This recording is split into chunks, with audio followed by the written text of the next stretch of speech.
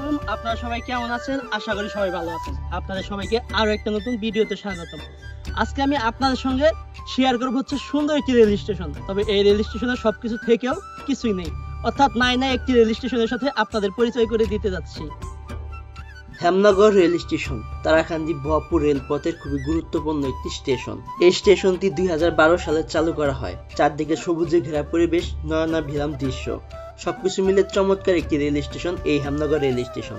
এই হেমনগর সকলের কাছে খুবই পরিচিত একটি জায়গা, আর এর কারণ হচ্ছে হেমচন্দ্র চৌধুরীর তৈরিকৃত হেমনগর জমিদার বাড়ি, যা ইতিহাসের সাক্ষী হয়ে দাঁড়িয়ে আছে হেমনগরের বুকে। আপনারা চাইলে ইনশাল্লাহ পরবর্তীতে সেই হেমনগর জমিদার বাড়িটি পাখির চোখে আপনাদের সামনে উপস্থাপন করব। পাশাপাশি সেই হেমনগর জমিদার বাড়ির যে ইতিহাস রয়েছে সেই ইতিহাসও আপনাদের সামনে তুলে ধরার চেষ্টা করব।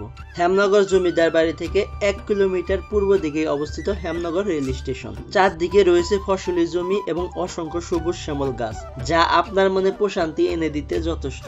সবকিছু থাকার পরেও বর্তমান এই সময়ে এসে এই স্টেশনটি একটি অপূর্ণতা দেখা দিয়েছে, আর সেটি হচ্ছে এই স্টেশনে বর্তমান সময়ে নেই কোনো স্টেশন মাস্টার, অর্থাৎ এই স্টেশনে ট্রেন থামা ছাড়া আর কোনো প্রকার স্টেশনের কার্যক্রম পরিচালনা করা হয় না, যার জন্য বর্তমান এই সময়ে এসে হেমনগরের এই রেল স্টেশনটি নাই রেল স্টেশন হিসাবে পরিচিতি পেয়েছে।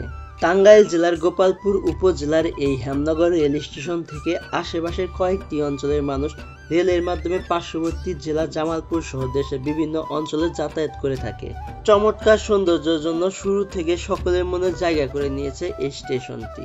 চমৎকার এই রেল স্টেশনটি হয়তো ইতিপূর্বে আপনারা অনেকবারই দেখেছেন, তবে আজকে চেষ্টা করলাম একদম ভিন্নভাবে আপনাদের প্রিয় এই রেল স্টেশনটি আপনাদের সামনে তুলে ধরার। পাখির চোখে আপনার এলাকার এরকম সুন্দর সৌন্দর্যগুলো তুলে ধরতে অবশ্যই কমেন্ট করে জানাবেন আপনার এলাকার নাম। আর আজকের এই ভিডিওটি কেমন হয়েছে সেটা কমেন্টে জানাতে ভুলবেন না। সবাই ভালো থাকবেন, সুস্থ থাকবেন। আসসালামু আলাইকুম।